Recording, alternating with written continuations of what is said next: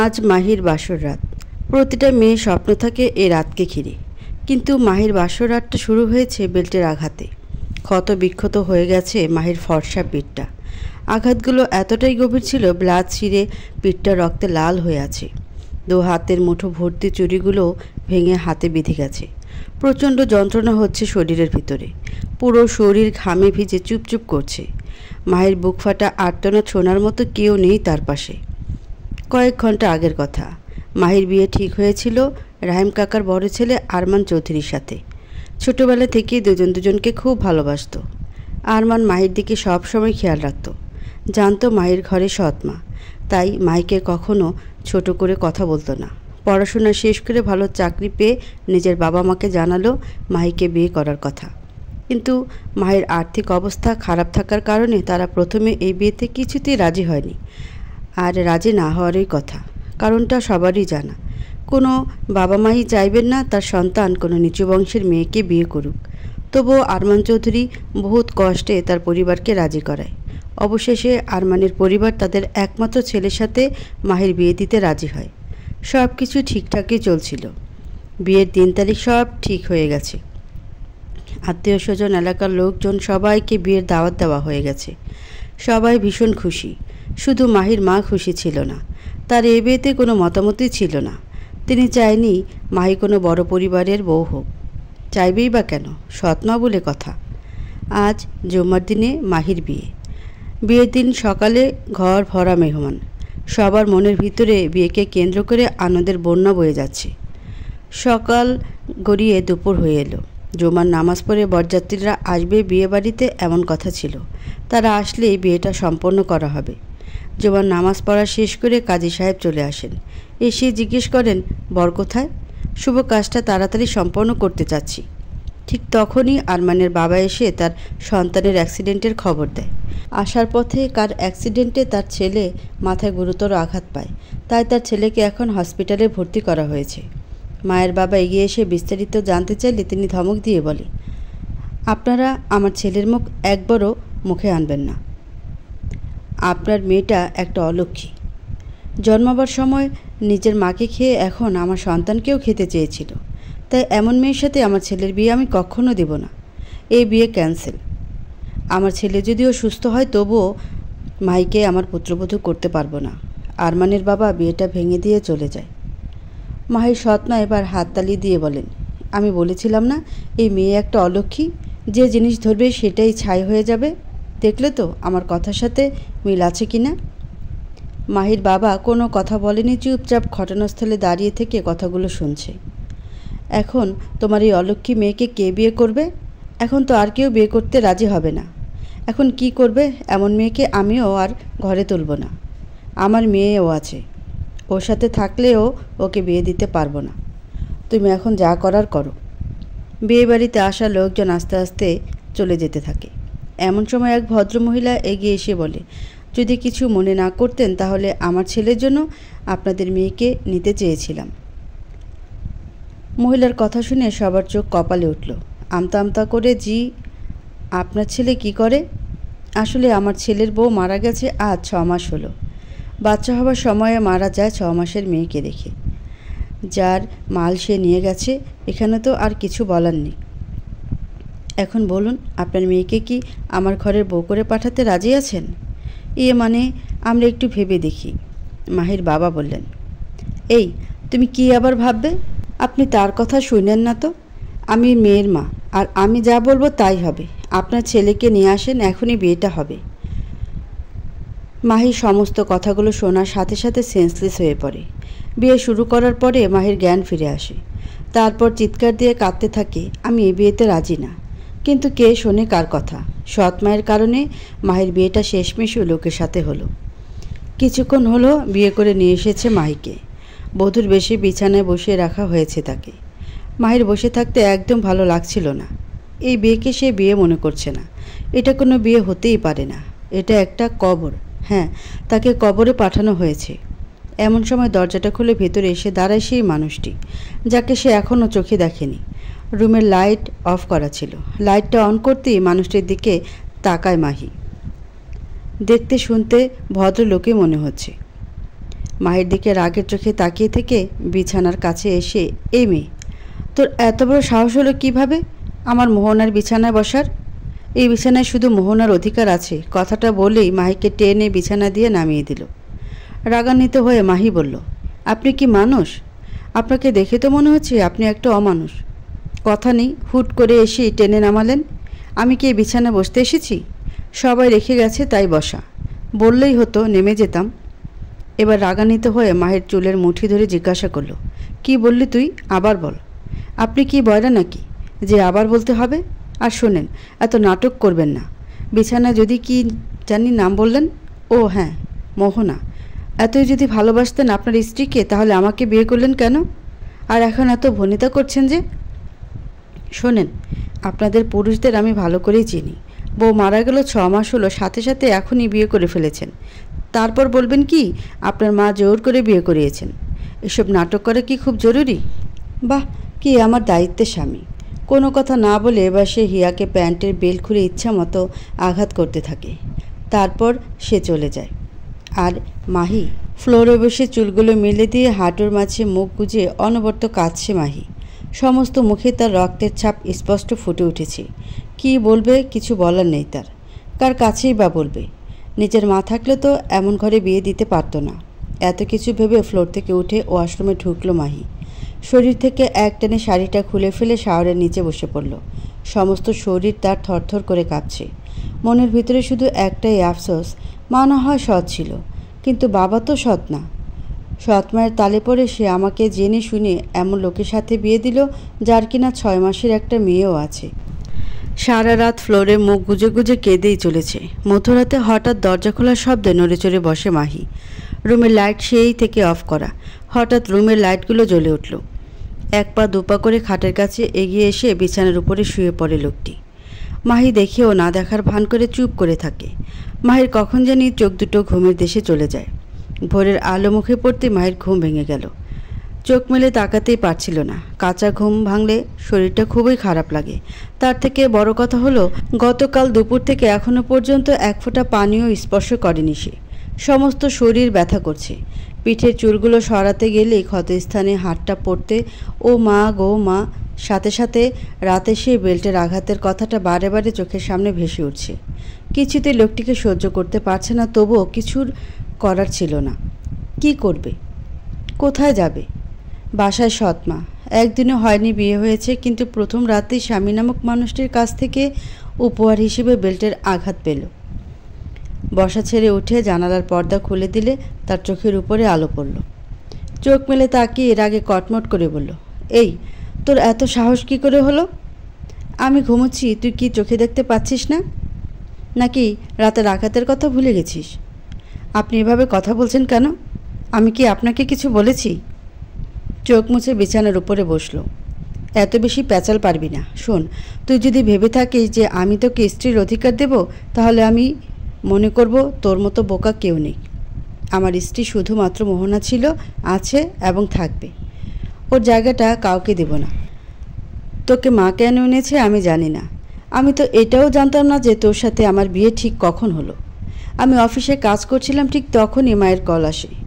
কোনো বিপদ হয়েছে কিনা ভেবে দৌড়ে যাই। তারপর আমাকে বিয়ে করতে বাধ্য করলো। আপনাকে দেখে তো ভদ্রলোক ভেবেছিলাম, কিন্তু আপনি তো দেখছি বাবা মায়ের বিগড়ে যাওয়া অভদ্র সন্তান। কাল রাত থেকে আমাকে তুই তুই করেই কথা বলে যাচ্ছেন। শোনেন, মানুষকে মানুষ বলে মনে করবেন। ভালো পোশাক গাড়ি বাড়ি থাকলেই তাকে মানুষ বলে না। তাহলে কি বলে? ছোট লোক বলে। মায়ের গালে ঠাস ঠাস করে কষিয়ে দুটো চড় মারে। আমি তো আশ্চর্য হচ্ছি তোর সাহস দেখি। কালকে এ বাড়িতে এসেছিস, আর এসেই আজকে আমার মুখে মুখে তর্ক করিস? শোন, রোদ চৌধুরী কারো কথার ধার ধারে না। সকালবেলা চিল্লানির শব্দে রোদের মা দৌড়ে এসে দরজা টোকা দিল। মাহি মাথায় ঘোমটা টেনে দিয়ে দরজাটা খুলে দিল। মুচকি হাসি দিয়ে বলে, আসসালামু আলাইকুম মা, কেমন আছেন? ওয়ালাইকুম আসসালাম, আলহামদুলিল্লাহ। তুই কেমন আছিস? গলার ভেতরে কষ্টের ঢোক গেলে একদম নিচু সরে বলে, ভালোই আছি। রোদের মা রোদের মুখের দিকে তাকিয়ে দুজনের ভিতরে কিছু একটা হয়েছে এটা বুঝতে পেরেছে। রোদ বিছানার উপরে গাপটি মেরেই বসে আছে, মুখে কোনো কথা নেই। রোদের মা রোদের কাছে গিয়ে পাশে বসলো। বাবা, কি হয়েছে তোর? এমন করে মুখ ভার করে আছিস কেন? নিশ্চুপ। কি হলো বাবা, তুই এভাবে মুখ ভার করে রাখলে আমি কোথায় যাই বলতো? রোদ কোনো কথা না বলেই উঠে ওয়াশরুমে ঢুকলো। মায়ের দিকে তাকালে মাহি মাথাটা নিচু করে দাঁড়িয়ে থাকে। রোদের মা বসা ছেড়ে উঠে মাহির কাছে যায়, হাতটা ধরে কপালে চুমু খেয়ে বলে, মা রান্নাঘরে চলো। জি মা, আপনি যান, আমি এক্ষুনি আসছি।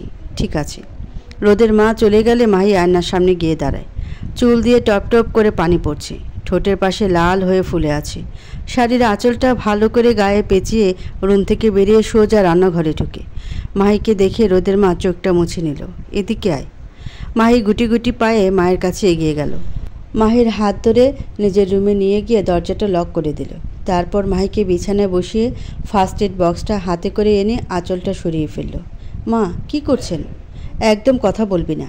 কি করছি চুপচাপ দেখতে থাক। স্যাভলনের বোতলের মুখটা খুলে তুলোর সাথে লাগিয়ে পিঠটা পরিষ্কার করলো। তারপর মলম লাগিয়ে দিল।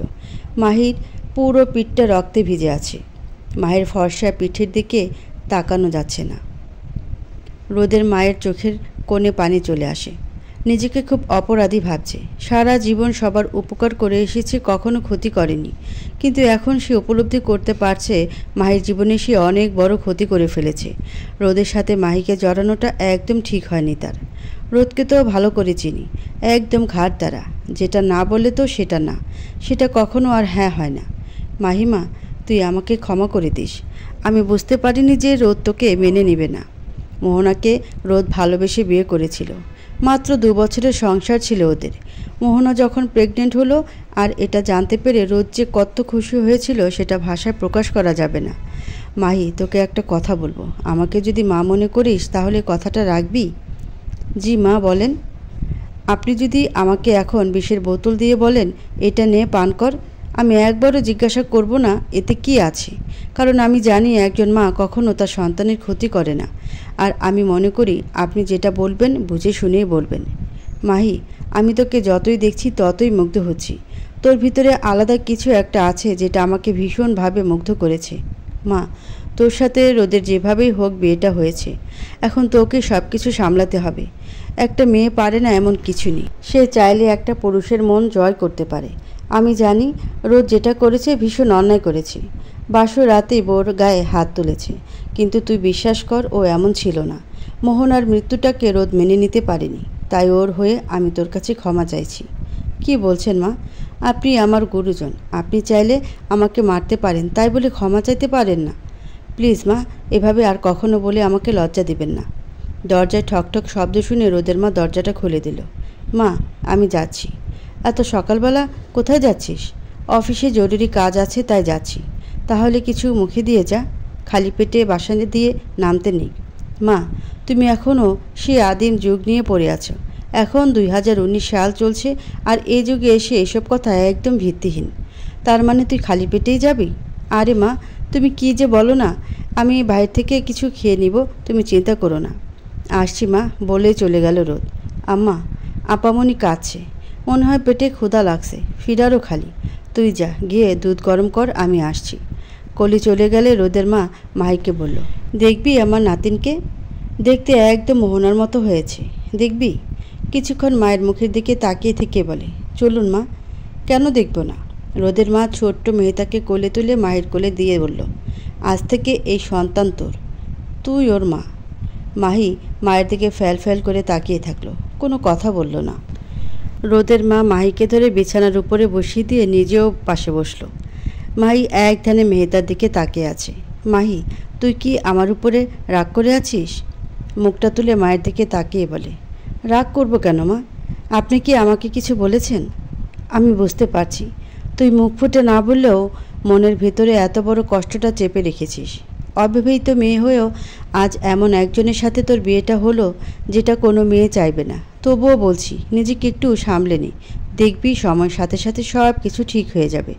না মা, আমি কিছু মনে করিনি। তবে মা, একটাই আফসোস, ছোটবেলা থেকে অবহেলায় বড় হয়েছি। নিজের ইচ্ছা বলে কোনো কিছু ছিল না, তাই আজও ছিল না। সারাদিন শুধু অলক্ষী অপয়া শুনে শুনে কান ভারী হয়ে যেত। আম্মা, দুধ তো গরম করা হইয়া গেছে, এখন কি বোতলে করে নিয়ে আসুম? না কলি, এখন না। দুধটা ঠান্ডা হলে আমি নিজে থেকে বোতলে ঢেলে নিয়ে আসবো। তুই তুই এদিকে এসে মেহতাকে কোলে নিয়ে বস, আমি মাহিকে নাস্তা খাইয়ে আসছি। আচ্ছা আম্মা। মাহিকে নিয়ে ডাইনিং টেবিলে গিয়ে চেয়ার টেনে বসলো। তারপর প্লেটে করে ডিম ভাজি নিয়ে পাশের চেয়ারে বসে মাহিকে খাইয়ে দিল। খাওয়া শেষ হলে মুখটা নিজের শাড়ির আঁচল দিয়ে মুছিয়ে দিল। মাহি, তুই গিয়ে রুমে বিশ্রাম নে, আমি মেহতাকে খাইয়ে ঘুম পাড়িয়ে দিব।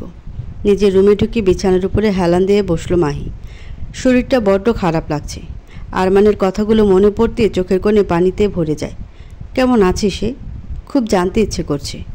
এতটা বছর যার ঘরের বউ হওয়ার স্বপ্ন দেখছিল, একটা দমকা হাওয়ায় সব ভেঙে চুরে একাকার হয়ে গেল। বুকের বাপাসটায় চিনচিন করে ব্যথা অনুভব করছে। সুখ সে তো মরিচিকা, যাকে ধরা দেয় সে শুধুমাত্র সুখের দেখা পায়। বুঝতে পারছে না কি করে আরমানের খবরটা নিবে। অফিসে ঢুকতেই রোদের দিকে তাকিয়ে সবাই হাসছে। হাসির কারণটা কি সেটা বুঝে ওঠার আগেই শিলা এগিয়ে এসে বলে, তুমি কাউকে কিছু না জানিয়ে হুট করেই বিয়ে করে নিলে যে? তুমি না বলেছিলে তোমার জীবনে শুধুমাত্র একজন নারী জায়গা আছে, আর সে তোমার প্রথম স্ত্রী মোহনা, যার কারণে আমার প্রস্তাবটাও রিজেক্ট করে দিলে? এখন কি করে বিয়ে করলে? রাগের ভাষায় বলে। শিলা, তুমি কি বলতে চাচ্ছ? প্রথম স্ত্রী মানে? বাহ রে, দ্বিতীয় বিয়ে করেছ, তাহলে তো মোহনা প্রথম স্ত্রী হলো, আর এতে রাগ দেখানোর কি আছে? সোহান মিষ্টি হাতে নিয়ে রোদের কাছে এগিয়ে আসে। দোস্ত, কংগ্রেচুলেশন। মুখের ভেতর মিষ্টি ঢুকিয়ে দিয়ে বলে, নে ধর, তোর বিয়ের মিষ্টি তো তুই খাওয়াবি না, তাই আমি তোকে খাওয়ালাম। একদম ফালতু কথা বলবি না। তুই মিষ্টি খেতে চেয়েছিস না? দোয়া কর যাতে ওই আপদটা বিদায় হয়। কথা দিচ্ছি, শুধু মিষ্টি না, তুই যা খেতে চাইবি আমি তাই খাওয়াবো। সোহানের মুখটা চুপসে গেল। রোদের কথাগুলো কেন জানি মাথায় ঢুকছে না। কাল সে বিয়ে করেছে, কোথায় ছুটি নিয়ে বউর সাথে সময় পার করবে তা না করে এখনই বউকে বিদায় করতে চাইছে। সোহান শোন, রাত্রে ক্লাবে যাব, কোনো অজুহাত শুনছি না। রোদ, তুই ড্রিঙ্কস করবি আজ? হ্যাঁ করব। আর তুই আজ বলে কি প্রমাণ করতে চাচ্ছিস? কিছু না, শোন, রাগ করিস না। আচ্ছা আমি যাব। রাত 8টা। অফিসের কাজ শেষ করে সোহানকে নিয়ে সোজা ক্লাবে ঢুকলো। ক্লাবে আরও কয়েকজন বন্ধু অপেক্ষা করেছিল, যাদেরকে রোদ কল করে এখানে আসতে বলেছে। রোদ, আমাদের দাওয়াত দিয়ে তুই এত দেরি করলি কেন? আর তুই তো বিয়ের পরে ক্লাবে আসা ছেড়ে দিয়েছিলি, তাহলে হঠাৎ এত বছর পর আবার ক্লাবে? এমনি আসলাম, তোদের সাথে অনেক দিন হলো দেখা হয়নি তাই। ওকে, তাহলে চল আড্ডা মারি। রোদের ফোনে তার বাবা কল করলো। মোবাইলটা হাতে নিতে হাত পা সমানে থরথর করে কাঁপতে থাকে। ফোনটা রিসিভ করে। আসসালামু আলাইকুম আব্বু, কেমন আছো? আলহামদুলিল্লাহ। তুই এখন কোথায়? বাবা, আমি একটু ক্লাবে এসেছি। তুই ক্লাবে গেছিস মানে? বাবা, আসলে অনেক বছর ধরে বন্ধুদের সাথে দেখা হয়নি, তার উপরে হঠাৎ করে আমার বিয়েটা হলো, তাই ওদের ট্রিট দিতে এখানে আসা। ওহ তাই বল। আমি তো পুরো ভয়ই পেলাম, ভাবলাম আমার ছেলেটা আবারও আগের রাস্তায় চলে গেল কি না। না আব্বু, ঠিক আছে। আচ্ছা আব্বু, তুমি আবার মাকে কিছু বলো না, মা শুনতে পারলে আবার উল্টাপাল্টা বলবে। তুমি তো জানো এসব আমার পছন্দ না। আব্বু, এখন তাহলে রাখছি, ভালো থাকো। এখন দোস্ত, এতদিন পরে আমাদের আসরে নতুন করে পুরাতন বন্ধু ফিরে এসেছে, এটা তো আমাদের সৌভাগ্য। আচ্ছা শোন, এখন বল কি খাবি, বিয়ার নাকি হুইস্কি? তোদের যেটা ভালো লাগে সেটা নিয়ে আয়। ওকে। সোহান গিয়ে বিয়ার নিয়ে আসলো। আড্ডা দিতে দিতে রাত প্রায় 1টা বেজে গেছে। হঠাৎ করে রোদের খেয়াল হলো সময়ের কথা। এদিকে নেশার ঘরে ঘুম ঘুম ভাব তার। চোখ দুটো বড় বড় করে ঘড়ির দিকে তাকিয়ে, এই যা, এত রাত হয়ে গেছে। আজকে তো বাসায় গেলে কৈফিয়ত দিতে দিতে আমি শেষ। দোস্ত, আমি যাচ্ছি, তোরা এনজয় কর। রোদ দ্রুত গাড়ি চালিয়ে বাসায় আসলো। গেটটা আটকানো ছিল। নিঃশব্দে গেটটা খুলে ভিতরে প্রবেশ করে। দরজার দিকে তাকিয়ে ঢোক গিলল। মনে হচ্ছে বাসার সবাই ঘুমের ঘোরে তলিয়ে আছে। দরজাটা ভিতর থেকে আটকানো ছিল, এখন সে ঢুকবে কি করে? এদিকে চোখ মেলে তাকাতে পারছে না রোদ। সব কিছু ডাবল ডাবল দেখছে। রোদের মা রোদের নাম্বারে কল করলে মোবাইলটা বেজে ওঠে। বাইরে মোবাইলের রিংটোনের শব্দে রোদের মা এসে দরজাটা খুলে দিল। বাবা, তুই এসে গেছিস? মুখের উপরে হাত দিয়ে ঠেকে, জি মা। সরি মা, একটু দেরি হয়ে গেছে। ঠিক আছে, তুই গিয়ে ফ্রেশ হয়ে আয়, আমি খাবার বাড়ছি। ওয়াশরুমে ঢুকে চোখে মুখে বেশি করে পানি ছিটিয়ে দিল। ঘুমের ঘোরটা কাটার পরে ওয়াশরুম থেকে বেরিয়ে মুখটা মুছে ফ্লোরে চোখ পড়তে চমকে উঠল রোদ। ভালো করে চোখ দুটো বড় বড় করে তাকিয়ে থাকে। নেশার ঘোর অনেকটা কেটে গেছে। আস্তে আস্তে পা টিপে টিপে এগিয়ে গেল। হাঁটু ভাঁজ করে পাশে বসে ভালো করে তাকালো। মাহির 2 গালে 5 আঙ্গুলের চিহ্ন স্পষ্ট ভেসে উঠেছে। দেখে মনে পড়ে যায় সকালে থাপ্পড়ের কথা। হঠাৎ মনের ভিতরে বিবেকটা নাড়া দিয়ে উঠল। ছি, মেয়েটিকে এইভাবে মারাটা আমার উচিত হয়নি। 30 মিনিট পরে রোদ খাবার টেবিলে আসলো। রোদের মা খাবার নিয়ে বসে আছে। রোদ এসে মায়ের পাশে চেয়ারে বসলো। এত দেরি করলি যে বাবা? কিভাবে জানি হয়ে গেল। ঠিক আছে বাবা, এখন খেয়ে নে, রাত অনেক হয়েছে। মা, মেহতা কোথায়? আজকে একবারও মেয়েটাকে দেখিনি। মনটা ভীষণ ছটফট করছে। মেহতা সে কখন খেলতে খেলতে ঘুমিয়ে পড়েছে। খেয়ে নে, কাল সকালে দেখবি। জি বাবা, তোর সাথে আমার কিছু জরুরি কথা ছিল। বলো। রোদ ভাত মাখিয়ে এক লোকমা মুখে নিয়ে চিবুতে রোদের মা বলতে লাগলো, বাবা, যেভাবেই হোক মাহির সাথে তোর এই বিয়েটা হয়েছে, তাই বলছিলাম কি, যদি তুই মেয়েটিকে বউ হিসেবে স্বীকৃতি দিতি তাহলে মনে হয় আমি ভীষণ খুশি হতাম। রোদ কোনো উত্তর দিচ্ছে না, খাবারও খাচ্ছে না। কি হলো রোদ, তুই খাচ্ছিস না কেন? মা, এসব কি? এটা তোমার জরুরি কথা হলো? মা, তুমি আমাকে বিয়েটা করিয়েছ, আমি কোনো কারণ জানতে চাইনি, কিন্তু এখন যেটা বলছো সেটা করা আমার পক্ষে সম্ভব না। রোদ, বিয়ের আগে কেমন ছিল মা, সেটা মনে করো। যে আমাকে ভালোর পথে এনেছিল সে তো এই দুনিয়া ছেড়েই চলে গেছে। মা, তুমি জানো যে রোদ ক্লাবে গিয়ে ড্রিঙ্কস না করলে তার ভালো লাগতো না। এমন কোনো রাত ছিল না যে তোমার ছেলে গভীর রাত পর্যন্ত আড্ডা না দিতে। সেই বিগড়ে যাওয়া রোদ চৌধুরীকে মোহনা ভালোর পথে এনেছে। এখন তুমি কি চাও আমি আবার সেই ফেলে আসা জীবনে ফিরে যাই? না বাবা, আমি মা হয়ে এটা কিভাবে চাইব বল? আমি আমার আদেশটুকু তোমাকে জানালাম। এখন কি করবে সেটা তোমার একান্ত ব্যক্তিগত ব্যাপার। মাহি এখনও জেগে আছে। চোখের কোণে পানিতে ছলছল করছে। মাথার ভিতরে প্রচণ্ড পেইন করছে। আরমানের কথাটা আজ বারবার মনে পড়ছে। কেমন আছে খবরটা জানার জন্য মনটা ছটফট করছে। প্রচণ্ড অভিমান হয় নিজের উপরে। কেন সে এখনও বেঁচে আছে? এতটা যন্ত্রণা কষ্ট কিছুতেই সহ্য করার মতো না। কথাগুলো ভাবতে মাহির দু চোখ বেয়ে দুফোঁটা জল গড়িয়ে পড়ে। এ যেন প্রচণ্ড কষ্টের জল। সাথে সাথে চোখ মুছে ফেলে মাহি। দরজাটা খোলার শব্দে চোখ বন্ধ করে থাকে মাহি। রোদ গিয়ে বিছানার উপরে উল্টো পাশ করে বালিশের উপরে চিত হয়ে শুয়ে পড়ে। মাহি এপাশ করে কাত হয়ে চোখ বন্ধ করে থাকে। রাত প্রায় 2:30 বাজতে চলেছে। মাহি একটু তন্দ্রার মতো ঘুমিয়ে পড়ল। হঠাৎ জানালায় ঠাস ঠাস আওয়াজ শুনে মাহির ঘুম ভেঙে গেল। জানালার দিকে তাকিয়ে দেখে বাইরে বাতাস বইছে। প্রচণ্ড ঠান্ডা ঠান্ডা বাতাস এসে রুমের ভিতরে ঢুকছে। ফ্লোরে শুয়ে থাকার কারণে প্রচণ্ড শীত করছে। রুমের ভিতরে ডিম লাইটের আলো জ্বলছে। হালকা আলোয় ভালো করে তাকিয়ে দেখে রোদ চৌধুরী পা মেলে বিছানার উপরে বসে আছে। মাহির দিকে চোখ পড়তে চোখ দুটো ডাগর ডাগর করে তাকিয়ে থাকে।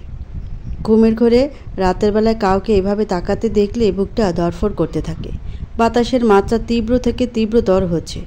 সময়ের সাথে সাথে ঝুমঝুম বৃষ্টি পড়তে থাকে। এদিকে মাহির গলাটা শুকিয়ে কাঠ হয়ে গেছে। হাতের কাছে জগ ভর্তি পানি থাকলেও পুরোটা খেয়ে ফেলার মতো পিপাসা পেয়েছে তার। কিন্তু ভয়ের কারণে ওঠার কোনো সাহস পাচ্ছে না মাহি। যদি সে আবার কিছু বলে? এমনিতেই তো সে আমাকে দেখতে পারে না। বিয়েটা তার সাথে যেভাবে হলো, এই বিয়ে কখনো মেনে নেবে না মাহি। জীবনটা একটা নরকে পরিণত হয়েছে। বুকের বাপাসটা একটু চিন্তা করলে চিনচিন করে ব্যথা করে। বুকটা চিরে যদি কাউকে দেখাতে পারত তাহলে সবাই বুঝতে পারত তার বুকের ভিতরে কতটা কষ্ট জমা হয়ে আছে। মনের অজান্তে চোখের পানি বেরিয়ে আসলো। হঠাৎ গুনগুন করে গান গাওয়ার শব্দে বিছানার দিকে তাকায় মাহি। গুনগুন করে বদের হাড্ডি রোদ গান গাইছে। সে কী গলা, একদম ফাটা বাঁশের মতো। লজ্জাও করছে না এমন সুরে গান গাইতে। একই তো গলাটা একটা ফাটা বাঁশ, তার উপরে আদিম যুগের গান গাইছে। গানটা এমন ছিল, ভালোবাসো কি না বাসো বন্ধু, বাসো কি না বাসো বন্ধু, ট্রাই করো আমারে, কত ভালোবাসি তোমারে। কী শখ রে বাবা! এত ভালোবাসা হঠাৎ করে কোথা দিয়ে আসলো ভাবতেই তো পারছে না। আস্তে আস্তে গানের সুরের শব্দ আরও বাড়তে থাকে। এবার তো মেজাজ গরম হয়ে যায় মাহির। বসা ছেড়ে উঠে বিছানার পাশে গিয়ে দাঁড়িয়ে ধমকে সুরে বলে, কী সমস্যা আপনার? এখন কি গান গাওয়ার সময়? রাত প্রায় 3টা বাজে, আর আপনার মনে কি আনন্দের বন্যা বয়ে যাচ্ছে? তা এত আনন্দ কিসের জন্য জানতে পারি? চোখ দুটো ডাগর ডাগর করে এক চোখ বন্ধ করে তুই আমাকে কি বলছিস? কিছুক্ষণ পরে আউচ, সরি, তুমি আমাকে কি বললে? কি ব্যাপার, হঠাৎ করে কথা বলার স্টাইল পরিবর্তন করলো যে? তুই থেকে তুমি। আপনি আমাকে তুমি করে বলছেন কেন? তুইটাই তো ভালো ছিল। তাছাড়া তুমি করে শোনার অধিকার আমার হয়নি। এই মেয়ে দেখো, বেশি কথা বলবে না। আমি কারো কথা মতো কাজ করি না, আমার যেটা ভালো লাগে তাই করি। আমার ইচ্ছা করছে তুমি বলছি, আবার ইচ্ছা করবে তুই বলবো। এটা সম্পূর্ণ আমার ব্যক্তিগত ব্যাপার, আর এতে কারো হস্তক্ষেপ করাটা আমার পছন্দ না। মাহি আর কিছু না বলে ফ্লোরে শোয়ার জন্য পা বাড়ালো। এই শোনো, মুখটা রোদের দিকে তাকিয়ে, জি কিছু বলবেন? কি? বলেন। বাইরে অনেক ঠান্ডা, তাই তুমি আমার পাশে এসে বিছানায় শুয়ে পড়ো। দরকার নেই। দরকার নেই মানে কি? আমি কোন অধিকারে আপনার বিছানায় শুয়ে পড়ব? ওখানে তো শুধুমাত্র আপনার স্ত্রী মোহনার অধিকার আছে। তাই তো সেদিন আমাকে নামিয়ে দিয়েছিলেন। তাহলে আজ সহানুভূতি দেখিয়ে একদিনের জন্য বিছানায় শোয়ার পারমিশন দেওয়ার কোনো প্রয়োজন নেই। আমি যেখানে আছি সেখানেই ভালো আছি। আপনার বিছানায় শোয়ার আমার কোনো শখ নেই। কথাটা বলেই ফ্লোরেই শুয়ে পড়ল। রোদ আর কোনো কথা না বলে শুয়ে পড়ল। কপালে হাত দিয়ে উপরের দিকে তাকিয়ে থাকে। আবার মাহির দিকে তাকায়। মাহি শীতে থরথর করে কাঁপছে। কি করবে বুঝতে পারছে না। বিছানা দিয়ে নামার জন্য পা নামিয়ে আবারও তুলে ফেলে। না না, কি করছে এসব? ছি, মোহনার বিছানায় আমি কাউকে শোয়ার অধিকার দেব না। কথাটা বলেই বিছানার উপরে শুয়ে পড়ল। সকালে সূর্য আলো চোখে পড়তেই ঘুম ভেঙে গেল মাহির। শোয়া থেকে উঠে বসলো। শরীরটা বেশ খারাপ লাগছে, গায়ে জ্বর জ্বর ভাব। তবুও কোনোভাবে উঠে ওয়াশরুমে ঢুকলো। ফ্রেশ হয়ে বেরিয়ে এসে রান্নাঘরে ঢুকলো। রোদের মা নাস্তা তৈরি করছে। মাকে দেখেই মাথায় কাপড় দিয়ে বলে, আসসালামু আলাইকুম মা। ওয়ালাইকুম আসসালাম। কী রে মাহি, তুই এত তাড়াতাড়ি উঠলি যে? শরীর খারাপ করছে নাকি? না মা, আমি ঠিক আছি, তবে একটু জ্বর জ্বর ভাব। কি বলিস? বলে মাহির কপালে হাত দিল। এই রে মাহি, তুই এক্ষুনি যা আর রুমে গিয়ে বিশ্রাম নে। না মা, আমি ঠিক আছি। না, তুই একদম ঠিক নেই। আচ্ছা মা, আমি কিছুক্ষণ থাকি, তারপর না হয়। বুঝলাম। তুই একদম রোদের মতো, যেটা বলবি সেটাই করবি। ঠিক আছে, নাস্তা বানানো প্রায় শেষ। টেবিলে নাস্তা সাজাচ্ছে মাহি। চোখে মুখে ঘুমের ঘোর এখনও কাটেনি। একটানা কয়েকদিন না ঘুমানোর কারণে চোখ দুটো জ্বলছে। রোদ রেডি হয়ে ডাইনিং টেবিলের কাছে এসে চেয়ার টেনে বসলো। মা, মা, তাড়াতাড়ি নাস্তা দিয়ে যাও। মাহি প্লেটে করে নাস্তা বেড়ে দিল রোদের সামনে। দেখেও না দেখার ভান করে অন্যদিকে তাকায়। মাহি বুঝতে পারে সে বেড়ে দেওয়াতে খাবে না। রান্নাঘর থেকে রোদের মা দৌড়ে আসে। কি হয়েছে রোদ? নাস্তা দাও। নাস্তা তো দেওয়াই আছে, খেয়ে নিলেই তো হয়। আমি তোমার হাতেরটা খাবো, অন্য কারো না। রোদের মা মাহির দিকে তাকায়। রোদ, এটা কী ধরনের বেয়াদবি? মাহি কি বাইরের লোক নাকি? তোর বিয়ে করাবো, তার হাতে খেতে সমস্যা কোথায়? আমি এই বিয়ে মানি না। আমি তো বিয়ে করতে চাইনি, তাহলে তুমি জোর করে কেন করতে বাধ্য করলে? তুমি আমার লাইফটা নষ্ট করে দিয়েছো, এর জন্য আমি তোমাকে কোনোদিনও ক্ষমা করব না। রোদ, ধমকের সুরে বলল রোদের মা। আমাকে ধমক দিয়ে কোনো লাভ নেই। তুমি আমাকে যা বলবে আমি শুনবো, কিন্তু এই মেয়েকে আমি আমার বউয়ের অধিকার দিতে পারবো না। তাছাড়া এর কি যোগ্যতা আছে রোদ চৌধুরীর বউ হওয়ার? কথাটা বলেই টেবিল ছেড়ে উঠে যেতে নিলে, কী রে রোদ, খাবি না? না, আমার পেট ভরে গেছে। প্লিজ বাবা, আয় না, খেয়ে যা। এভাবে অনিয়ম করলে তোর শরীর খারাপ হয়ে যাবে তো। দোয়া করো মা, আমার যাতে খুব দ্রুত মৃত্যু হয়। কথাটা বলেই চলে গেল রোদ। রোদের মুখে এমন কথা শুনে খুব কষ্ট পেল রোদের মা। মাহি গিয়ে রোদের মায়ের কাঁধে হাত দিতে মাহিকে জড়িয়ে ধরে কাঁদতে লাগলো। মা রে, তুই আমাকে ক্ষমা করে দিস। যদি আমি মরে যাই তাহলে মন্দ বলিস না। মা, এভাবে কেন বলছেন? আপনি যদি এভাবে বলেন তাহলে আমি কোথায় যাব? মাহিও মাকে জড়িয়ে ধরে চোখে জল ছেড়ে দিল। ভাবছে জীবনে কোনো দিন সুখের দেখা পেল না, আর ভবিষ্যতে পাবে না। বিকাল গড়িয়ে গেছে। সূর্য পশ্চিম আকাশে প্রায় ডুবুডুবু। মাহি ছাদের এক কোণে এখনও বসে আছে। মনের ভিতরটা কষ্টে পড়ে ছাই হয়ে যাচ্ছে। ভাবনার অতল গভীর সমুদ্রে ভাবতে ভাবতে গভীর থেকে গভীরতরে চলে যায় সে। বিয়ে হওয়ার পরে শ্বশুরবাড়িতে ঢুকে সে বিস্ময় হয়ে যায়। বিয়ের প্রথম রাতেই স্বামীর হাতের মার। কত স্বপ্ন বুনেছিল মনের ভিতরে, সমস্ত কিছু এক ধাক্কায় দুমড়ে মুচড়ে গেল। বিয়েটা শুধুমাত্র নামের বিয়ে। এখনও পর্যন্ত স্বামীর বিছানায় জায়গা পায়নি সে। উল্টো আরও শুনতে হলো প্রথম স্ত্রীকে সে কোনোদিন ভুলতে পারবে না। এমন কথা কোনো স্ত্রী মেনে নিতে পারবে না, হোক সে দ্বিতীয় স্ত্রী। তাহলে তার জীবনে কি হবে, এটা একেবারে স্বচ্ছ কাচের মতো পরিষ্কার। মাহি ভাবছে গভীর মনোযোগের সাথে। অতীত জীবনের শত সহস্র স্মৃতি এসে চোখের সামনে ভাসছে তার। মনে পড়ে গেল, এই তো সেদিন আরমান নিজের হাতে পরিয়ে দিয়েছিল এঙ্গেজমেন্টের আংটি, যা এখন শুধু স্মৃতির পাতায় রয়ে গেছে। যখন মাহি বুঝতে শিখেছে তখন থেকে অত্যাচার সহ্য করে এসেছে তার সৎ মায়ের। খিদে পেলেও খাবার দিত না, শুধু বলেই বেড়াতো সারাদিন শুধু খাওয়া ছাড়া কোনো কথা নেই। এত খাই খাই করলে তো পুরো পরিবারটাকে খেয়ে ফেলবি। জন্মের সময় তো নিজের মাকে খেয়ে এসেছিস, তবুও মন ভরেনি। এখন এসেছিস আমাকে খেতে। এমন কোনো দিন নেই যেদিন অলৌকিক কথাটা না শুনেছে। ভাবতেও পারছে না, মনে হচ্ছে কেউ এসে দমটা আটকে দিয়েছে। ওই বাড়ির প্রতিটি কদমে কদমে রয়েছে মায়ের হাতের স্পর্শ, কত হাজারো স্মৃতি বিজড়িত ঘটনা। হঠাৎ ভাবনার মাঝে রোদের মা এসে পাশে দাঁড়ায়। শব্দ শুনে মাহি তাকালো সেদিকে। দেখল রোদের মায়ের কোলে সেই ছোট্ট মেয়ে মেহেতা। মেহেতাকে দেখে চোখে মুখে উজ্জ্বলতার ছাপ। মা, আপনি এই সন্ধ্যাবেলায় মেহেতাকে নিয়ে এলেন যে? মাহি, তুই এই সন্ধ্যাবেলা ছাদে একা একা বসে আছিস কেন? চল নিচে চল। এমনি মা। মায়ের কণ্ঠে এবার অন্যরকম সুর, ঠিক যেন স্নেহ মিশ্রিত কণ্ঠে বলল, মাহি, তোর কি হয়েছে, কিছু বলবি? মাহি নেতিবাচক মাথা নেড়ে ছোট্ট শব্দে বলল, না কিছু হয়নি। রোদের মা মাহির পাশে গিয়ে বসে কাঁধে হাত রেখে বলে, মারে, 3টে সন্তানের মা আমি, আর চুলগুলো কিন্তু এমনি পেকে যায়নি। তুই কিছু হয়নি বলবি আর আমি মেনে নিব? সবার চোখ ফাঁকি দেওয়া যায়, কিন্তু মায়ের চোখ না। তুই সকালে রোদের কথাটা শুনে কষ্ট পেয়েছিস, তাই না? মা, তোকে একটা কথা বলবো? মাহি ঠোঁটের কোণে আংশিক কৃত্রিম হাসি এনে বলে, আপনি একটা কেন, 5টা বলেন, কোনো সমস্যা নেই। মেয়েটাকে মায়ের কোলে দিয়ে বলল, এই ছোট বাচ্চাটার মা কিন্তু তুই, আর এই কথাটা কখনো ভুলে যাস না। মানছি যে এটা আমার অন্যায় হচ্ছে তোকে জোর করে এত বড়টা দায়িত্ব চাপিয়ে দেওয়া, কিন্তু কি করব বল? আমি আজ ভীষণ অসহায়। তুই ছাড়া এই দায়িত্ব নেওয়ার মতো কেউ নেই। আমি জানি তোর ভিতরে এমন প্রতিভা আছে যেটা খুব কম মেয়ের মধ্যেই থাকে। একটু থেমে গিয়ে মাহি বলল, মা, আমি কি এত বড় দায়িত্ব নিতে পারবো? ইনশাল্লাহ পারবি। নিশ্চুপ মাহি। মাহি, এবার নিচে চল, নাস্তা করবি? আচ্ছা।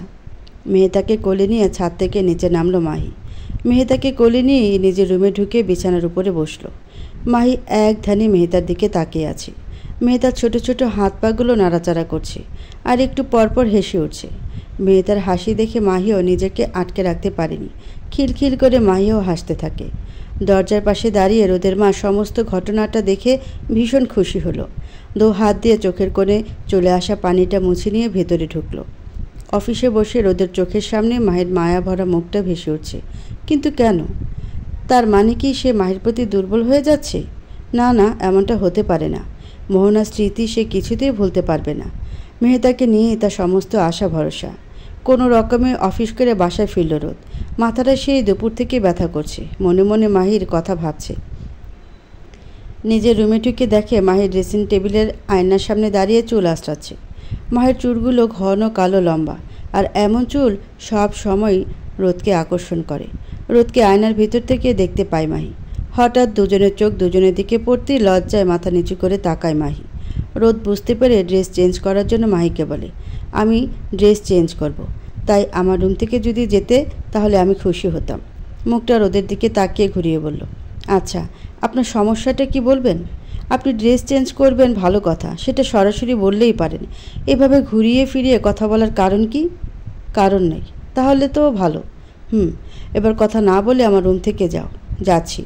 মাহি রুম থেকে বেরিয়ে গিয়ে সোফার উপরে বসলো। তারপর টিভি অন করলো। মাহি ভাবছে উনি যে কেমন কিছুই বুঝতে পারছি না। ড্রেস চেঞ্জ করবে তো ওয়াশরুমে ঢুকে করলেই তো পারে। এই কয়েকদিনে তো তাই করতো, আজ আবার নতুন করে নাটক শুরু করেছে। আসল কথা হলো মেয়ে মানুষ দেখলে আর নিজেকে সামলাতে পারে না, তাই সবসময় কথা বলার ফন্দি খুঁজতে থাকে। এই শোনো। জি? আমার জন্য 1 কাপ হট কফি বানিয়ে দিবে? মাথাটা বড্ড ব্যথা করছে। ঠিক আছে, আপনি গিয়ে রেস্ট নিন, আমি এক্ষুনি আসছি। মাহি টিভি অফ করে রান্নাঘরে ঢুকলো। কফি বানিয়ে মগ ভর্তি করে রোদের রুমে ঢুকলো। রোদ মাথাটা চেপে ধরে বসে আছে। মগটা রোদের দিকে বাড়িয়ে দিয়ে, এই নিন আপনার হট কফি। মাহির দিকে তাকিয়ে কফির মগে চুমুক দিল। মাশাআল্লাহ, কফিটা তো একদম রেস্টুরেন্টের মতো হয়েছে। থ্যাঙ্কস, এত ভালো করে কফি বানিয়ে খাওয়ানোর জন্য। মনে মনে, ইস, ঢং শুরু করেছে। সকালে প্লেটে নাস্তা বেড়ে দিলাম, তখন তো ইনসাল্ট করে কথা বলেছে, আর এখন কয়েক ঘন্টার ভিতরে এতটা পরিবর্তন। কিন্তু কিভাবে এসব সম্ভব? আসলে এতদিন শুনেছি পুরুষ মানুষ নাকি একটু পরপর রং বদলায়, আর এখন কথাটা মনে প্রাণে বিশ্বাস হলো। যাকে ভালোই লাগে না তার হাতের কফি খেতে পারে, তাতে সমস্যা নেই। কিন্তু নাস্তা বেড়ে দেওয়াতে কি এমন ক্ষতি হয়েছিল যার জন্য সে খায়নি? যাক, এত কিছু ভাবার সময় নেই। কফির মগটা মাহির হাতে তুলে দিয়ে পলকহীনভাবে মাহির দিকে তাকিয়ে থাকে। মনে মনে মাহির বিরক্ত লাগছিল রোদের এভাবে তাকিয়ে থাকা দেখে। পরের দিন সকালে ঘুম থেকে উঠে ফ্রেশ হয়ে রান্নাঘরে ঢুকলো মাহি নাস্তা বানিয়ে রোদের জন্য রুমে নিয়ে আসলো। এসে দেখে সে এখনও ঘুমোচ্ছে। বিছানার কাছে গিয়ে নাস্তা ট্রেটা টেবিলের উপরে রেখে রোদকে ডাক দিল। এই যে শুনুন, আপনার অফিসে যাওয়ার সময় হয়ে গেছে, তাড়াতাড়ি উঠেন, তারপর নাস্তা করে অফিসে যাবেন। বিছানার উপরে আড়মোড়া দিয়ে মাহির দিকে তাকায়। কি হয়েছে, এত তাড়াতাড়ি ডাকছো কেন? এত তাড়াতাড়ি কোথায়? ঘড়ির দিকে তাকিয়ে দেখেন কয়টা বাজে। আধো আধো চোখে ঘড়ির দিকে তাকিয়ে দেখে 8:30 বাজতে চলেছে। শোয়া থেকে এক লাফ দিয়ে বিছানার উপরে বসলো। এত বেজে গেছে, তুমি আগে উঠাবে না? আপনি তো এখনই উঠতে চাননি, তাহলে আরও আগে উঠাবো কিভাবে? মুখটা বাঁকিয়ে বলে, ঠিক আছে, আমারটা আমি নিজেই উঠতে পারবো। আমি কি বারণ করেছি নাকি? আমি তো কিছু বলিনি যে তুমি বারণ করেছ। ঠিক আছে, এবার ফ্রেশ হন। আচ্ছা, যাচ্ছি। রোদ ওয়াশরুমে ঢুকলে মাহি গিয়ে বিছানার উপরে বসলো। একদম ভালো লাগছে না তার। কেমন যে করছে মনের ভিতরে, সেটা সে নিজেই জানে না। রোদ ওয়াশরুম থেকে বেরিয়ে আরও চোখে মাহির দিকে তাকাচ্ছে। মাহি জানালা ধরে বাইরের দিকে তাকিয়ে আছে। চুলগুলো বাতাসে উঠছে, তাই হাত দিয়ে চুলগুলো সরিয়ে দিচ্ছে বারবার। এদিকে রোদও মাহির দিকে অপলকভাবে তাকিয়ে হাসছে। রোদের দিকে চোখ পড়তে মাথায় ওড়নাটা টেনে দিল। রোদের হঠাৎ করে এভাবে তাকিয়ে থাকাটা তার কাছে তেমন সুবিধে মনে করছে না। মাহি রুম থেকে বেরিয়ে যাওয়ার জন্য পা বাড়াবে, তখনই রোদ ডাক দিল। মুখটা ফিরিয়ে রোদের দিকে তাকিয়ে বলে, জি কিছু বলবেন? তাহলে বলে ফেলুন। বলছিলাম যে তোমাকে বিয়ে করে তো এখন পর্যন্ত কোনো কাপড় চোপড় কিনে দেয়নি, তাই ভাবছিলাম বিকালে তোমাকে নিয়ে শপিং করতে বের হব। রোদের মুখে এমন কথাটা শুনে বুকের ভিতরে ঢোক গেল মাহি। আপনি কি বললেন? কথাটা যদি আবার বলতেন। ভ্রু কপাল একত্র করে, আমি কি কথাটা আসতে বলেছি যে তুমি শুনতে পাওনি? মাহি ঠোঁটের উপরে ঠোঁট চেপে মুচকি হাসি দিয়ে বলল, আসলে এরকম কিছু না। আমি কথাটা শুনেছি, কিন্তু আমার কিছুতেই বিশ্বাস হচ্ছে না যে আপনি আমাকে নিয়ে শপিং করতে বের হবেন। মনে হচ্ছে আমি স্বপ্নে দেখছি। মাহি, এত খুশি হওয়ার কোনো কারণ নেই। তুমি তো বাসা থেকে তেমন কোনো ড্রেস নিয়ে আসোনি, তার উপরে তোমার কান এবং গলায়ও কোনো স্বর্ণের জিনিস নেই। এখন যদি আমার কোনো পরিচিত কেউ এসে পড়ে, তখন তো তোমাকে দেখতে চাইবে, আর তুমিও যাবে তাদের সাথে দেখা করতে। তখন তোমাকে এই অবস্থায় দেখলে তাদের ভিতরে কী ধারণা জন্ম নিবে একটু ভেবে দেখেছ? আপনি কি আমাকে করুণা করছেন? আমার বাবার বাড়ির অবস্থা যেমন, তারা ঠিক তেমনিভাবে আমাকে সাজিয়ে দিয়েছে। আর শোনেন, এসব স্বর্ণের প্রতি আমার কখনো লোভ ছিল না। ছোটবেলা থেকে জীবনের সাথে লড়াই করে বড় হয়েছি, তাই সব কিছু অভ্যাস আমার আছে। আর আমার চিন্তা আপনাকে করতে হবে না, আমি নিজের চিন্তা নিজেই করতে পারবো। মাহি, আমি বিকাল 6টার দিকে আসব, আর এসে যেন দেখি তুমি রেডি হয়ে আছো। আমার যেন ওয়েট করতে না হয়, আর আমি যেটা বলি সেটাই কিন্তু করি, কথাটা যেন মনে থাকে। রোদ বেরিয়ে যেতে নিলে মাহি পেছন থেকে ডাক দিল। রোদ মাহির দিকে তাকিয়ে বলে, ডাকলে যে, কিছু বলবে? আমি যেতে পারি, তবে একটা শর্ত আছে। কি শর্ত? কালকে আমাকে বাবার বাসায় দিয়ে আসতে হবে। মনটা ছটফট করছে তাদেরকে দেখার জন্য। রোদ চলে গেলে মাথার ভিতরে শুধু একটা কথাই ঘুরপাক খাচ্ছে, পুরুষ মানুষ কি সবাই এক? বিয়ের প্রথম রাত থেকে যে ব্যবহার করে এসছে, আজ হঠাৎ করে এত ভালো হয়ে গেল কিভাবে? কিন্তু এটা কিভাবে সম্ভব? রোদের মা মাহিকে ডাকতে এলো। মাহি, নাস্তা করতে টেবিলে আয়। জি মা, একটু পরে আসছি। একটু পরে না, এক্ষুনি আয়, কারণ নাস্তা ঠান্ডা হয়ে গেলে খেতে ভালো লাগবে না। ঠিক আছে। মায়ের পিছু পিছু নাস্তা টেবিলে গেল মাহি। টেবিলে আগে থেকে রোদ বসে আছে। মাহিকে দেখে পাশের চেয়ারটা টেনে দিল। মাহি তো পুরোই অবাক, কি হচ্ছে এসব? স্বপ্নে দেখছে না তো? রোদ তাকে বসার জন্য চেয়ার টেনে দিল। রোদের মা বিষয়টা বুঝতে পেরে আসি বলেই চলে গেল। মাহি রোদের পাশে গিয়ে বসলো। মাহি টেবিলের উপরে হাত রেখে অন্যদিকে তাকিয়ে আছে। মাহি, নাস্তা বেড়ে দাও, না হলে দেরি হয়ে যাবে। আমতা আমতা করে, ঠিক আছে। প্লেটও করে নাস্তা বেড়ে রোদের সামনে দিল। তোমারটা বাড়বে না? আপনি খেয়ে নিন, আমি পরে খাবো। পরে খাবে কেন? এক্ষুনি খাও। এক্ষুনি? মাহি তো থ মেরে বসে আছে, মুখ দিয়ে কোনো কথা বলছে না। কি হলো, খাচ্ছ না কেন? মাহি কিছু বুঝতে পারল না। তারপর নাস্তা খেয়ে উঠে তাড়াতাড়ি করে নিজের রুমে ঢুকলো। কিছুক্ষণ পরে রোদ রুমে ঢুকে আলমারি খুলে শার্ট বের করলো। শার্টের হাতা কাচাতে কাচাতে বলল, আমি অফিসে যাচ্ছি, ফিরে এসে তোমাকে নিয়ে মার্কেটে যাব। মাথাটা নাড়িয়ে হ্যাঁ সম্বোধন করলো মাহি। রোদ চলে গেলে রোদের মা মাহির রুমে ঢুকলো। মাকে দেখেই মাথায় ওড়নাটা টেনে দিয়ে সামনের দিকে এগিয়ে এলো। মা, নাস্তা করেছেন? না, করিনি, একটু পরে করব। একটু পরে কেন? এখন করে নিলেই তো পারেন। দেরিতে নাস্তা করলে তো গ্যাস্ট্রিকের সমস্যা করবে। না, করবে না। মাহি, রোদকে দেখে তো অনেকটা পরিবর্তন লাগছে আজ। এত মাস পরে আজকে রোদের মুখে হাসি দেখে সত্যিই আমি আনন্দিত। আমি অনেক অবাক হয়েছি। প্রথম দিনের ব্যবহারের সাথে আজকের ব্যবহারের কোনো মিল নেই। তাই তো দেখছি। আর এসব কিছু তোর জন্যই সম্ভব হলো। কলি এসে দরজায় টোকা দিয়ে বলে, আম্মা, আফামনি ঘুম থেকে উঠছে। তুই যা, আমি এখনই আসছি। আমি যাচ্ছি মা, আপনি এখানে থাকেন। মাহির মুখের দিকে তাকিয়ে থাকে রোদের মা। কি শুনছে সে? নিজের চোখকে বিশ্বাস করতে পারছে না। মাহি আজ নিজে থেকে মেহতার কাছে যাওয়ার কথা বলছে। মাহি রুম থেকে বেরিয়ে মেহতার রুমে ঢুকলো। মেহতাকে কোলে করে বিছানার উপরে বসলো। মেহতা হাত পা ছড়িয়ে ছিটিয়ে হাসছে। হাত পাগুলো একদম ছোট ছোট, দেখলেই আদর করতে ইচ্ছা করে। মাহি মেহতার নাকের সাথে নাক ঘষে দিয়ে বলে, দেখতে তো মাশাআল্লাহ। কলি রুমে ঢুকে মায়ের হাতে দুধের ফিটারটা দিয়ে বলে, এটা ওরে খাওয়াইয়া দেন। ক্ষুধা লাগছে মনে হয়, তাই তো ঘুম ভেঙে গেছে। কলির হাত থেকে ফিডারের বোতলটা হাতে নিয়ে মেহতার মুখে তুলে দিতে চুষে চুষে পুরো বোতলটাই খেয়ে নিল। মাহি তো পুরাই অবাক। মেহতার পেটে এত খিদে পেয়েছিল ভাবতেই কষ্ট লাগছে। খাওয়া শেষ হলে কলির কোলে মেহতাকে দিয়ে মাহি চলে গেল। রুমে ঢুকে মোবাইলটা হাতে নিয়ে ড্রেসিং টেবিলের উপরে রাখলো। তারপর গিয়ে ওয়াশরুমে ঢুকে শাওয়ার নিয়ে বেরিয়ে এসে ভিজা টাওয়ালটা বেলকনিতে মেলে দিয়ে চেয়ার টেনে বসলো। হঠাৎ তার মোবাইলটা বেজে উঠেছে। বসা ছেড়ে উঠে ফোনটা হাতে নিয়ে দেখে আরিতার নাম্বার। কলটা রিসিভ করে। আসসালামু আলাইকুম, কেমন আছিস? ওয়ালাইকুম আসসালাম, আলহামদুলিল্লাহ। তুই? আলহামদুলিল্লাহ। মাহি, আরমান এখন সুস্থ হয়েছে। গতকালকে হসপিটাল থেকে রিলিজ হলে বিকালে বাসায় এসেছে। আমি সন্ধ্যার পরে আরমান ভাইয়ের বাসায় গিয়েছিলাম। আমাকে দেখেই কেঁদে দিল। তোর বিয়ের কথা শুনে সে তো এতটাই কষ্ট পেয়েছে, সারাদিন মনমরা হয়ে পড়ে থাকে। কিছুতেই মানতে পারছে না তার মাই অন্য কারো ঘরের বউ হয়ে গেছে। সে তোকে খুব বিশ্বাস করত, কিন্তু তোর বিয়েটাকে সে ধোঁকা মনে করছে। আমাকে শুধু এটাই বলেছে, আরিতা, মায়ের জন্য আমি কি না করেছি, কিন্তু আমাকে এই অবস্থা রেখে কি করে সে লাল বেনারসি শাড়ি পরে অন্যের ঘরের বউ হয়ে সংসার করছে। আমার একটিবার মাহিকে জিজ্ঞেস করতে ইচ্ছা করছে, আমাকে ছেড়ে অন্যের ঘরে কি খুব সুখে আছে? খুব জানতে ইচ্ছা করছে। আরিতার মুখে আরমানের কথাগুলো শুনে চোখ দুটো জলে টলটল করছে। নিঃশ্বাস ভারী হয়ে যাচ্ছে। মুখ দিয়ে কথা বের হচ্ছে না। বহুত কষ্টে বলল, আরিতা, তুই চুপ করেছিলি কেন? তুই কি জানিস না আমি কি ইচ্ছা করে বিয়েটা করেছি? এই বিয়েটা আমার ইচ্ছার বিরুদ্ধে জোর করে দিয়েছে। আমি আরমানকে কোনো দিনও ভুলতে পারবো না। আরমানের ভালোবাসা আমার প্রতিটা শিরায় শিরায় বয়ে বেড়াচ্ছে। আমি এখন অন্যের ঘরের বউ, কিন্তু আরমানকে আমি সেই ছোটোবেলা থেকেই নিজের স্বামী হিসাবে মেনে নিয়েছি। আরমানের জায়গাটি কেউ কখনো নিতে পারবে না। কথাগুলো বলতে বলতে তার চোখের পানি ছেড়ে দিল। আরিতা, এখন রাখছি, আবার পরে কথা হবে। কলটা কেটে মোবাইলটা জোরে বিছানার উপরে ছুঁড়ে মারল।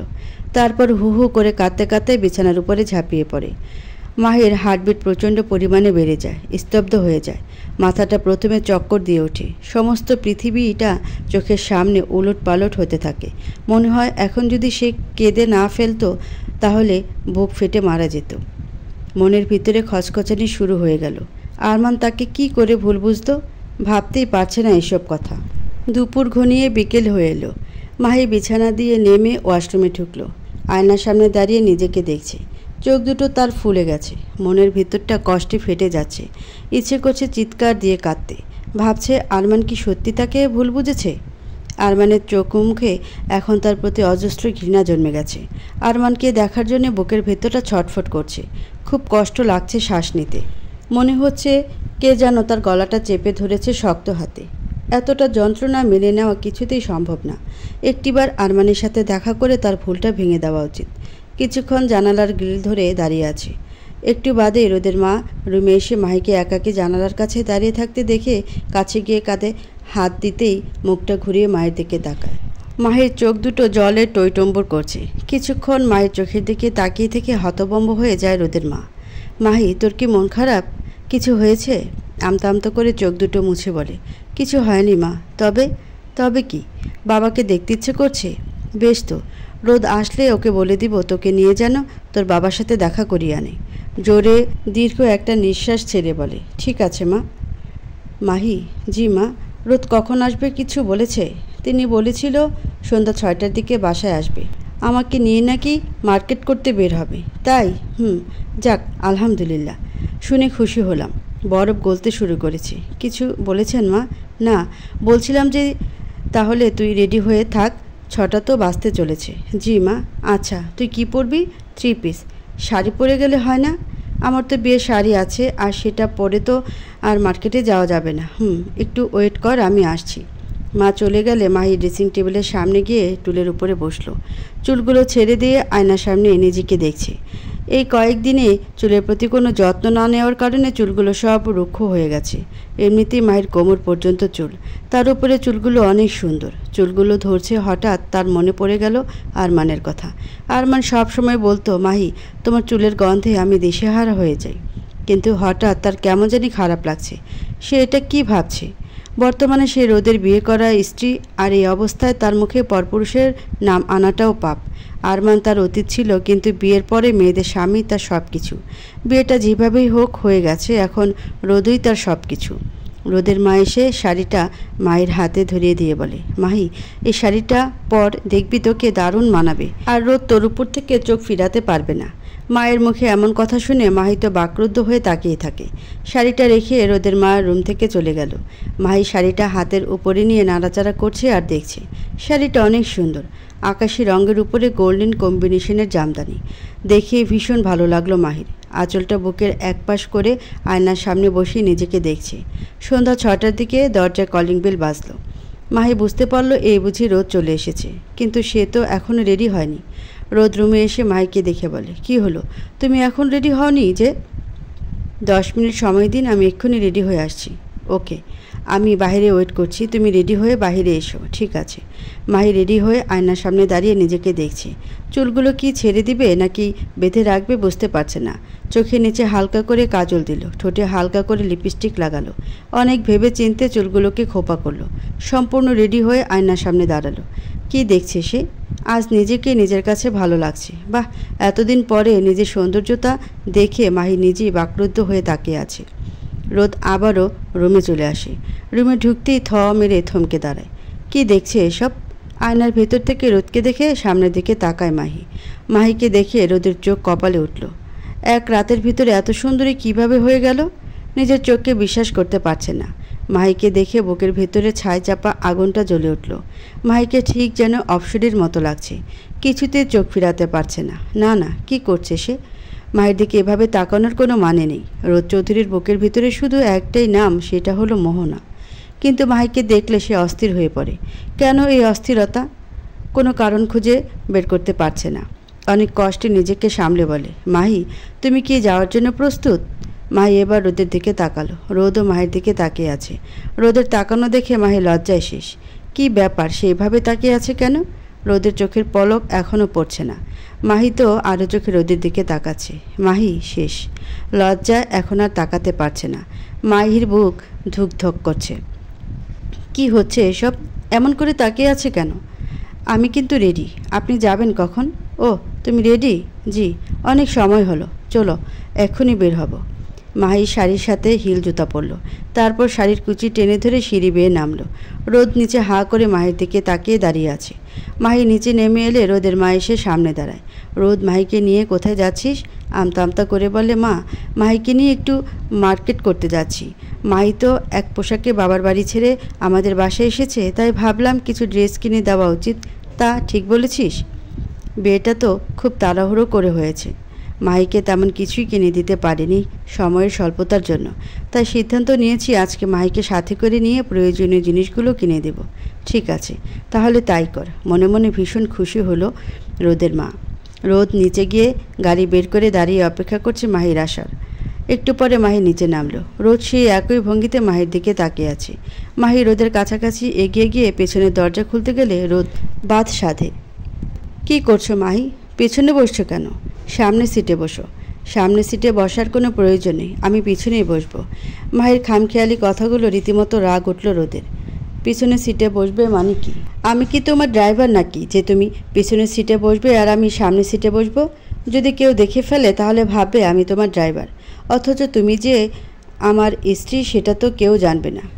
এই রোদ চৌধুরীর একটা স্ট্যাটাস আছে, আর সেটা আমি কিছুতেই নষ্ট হতে দেব না। এখন কথা যেটা বলছি কান খুলে শুনে রাখো। তুমি সামনের সিটে বসবে, এটাই ফাইনাল কথা। আমি চুপ, একটা কথাও বলবে না। আমি যেটা বলছি এই কথাই ফাইনাল। এখন তুমি এসে সামনের সিটে বসবে নাকি আমি টেনে নিয়ে আসব? সব কিছু কিন্তু বেশি হয়ে যাচ্ছে। আমার ইচ্ছা আমি যেখানে খুশি বসবো, তাতে আপনারা তো অ্যালার্জি কেন?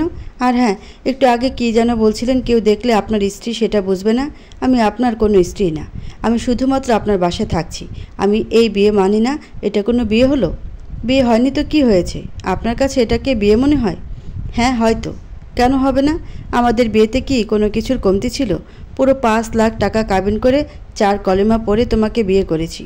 আমি মানছি আমাদের ভিতরে স্বামী স্ত্রীর কোনো সম্পর্ক হয়নি, আর আদৌ কোনো দিন হবে না।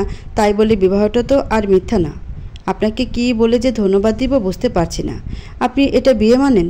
এই কথাটা শুনতেও আমার শরীরে রক্ত উঠে যাচ্ছে। কেন জানেন? বিয়ের প্রথম রাতেই আপনি আমাকে যে বেধরম মারটাই না মারলেন, সে ঘা এখনও শুকায়নি, যার উপরে আজ পর্যন্ত আপনার বিছানায় আমার জায়গা হয়নি। তাতে আমার কোনো আফসোস নেই, কারণ সবার জীবনে সব আশা পূরণ হয় না, তাই আমারও হলো না। তবে একটাই আফসোস, সারা জীবন আমার মনে থাকবে আপনি জেনে শুনে কেন আমার লাইফটা নষ্ট করে দিলেন। উত্তরটা কি আপনার কাছে আছে? তাহলে থাকলে দিন। নিশ্চুপ রোদ। মাহি কোনো কথা না বলে গাড়ির দরজা খুলে সামনের সিটে গিয়ে বসলো। রোদও গিয়ে মাহির পাশে বসলো। গাড়িটা স্টার্ট দিল। খুব জোরে জোরে গাড়ি চালাচ্ছে রোদ। এত জোরে গাড়ি চালাচ্ছেন কেন? অ্যাক্সিডেন্ট করবেন তো?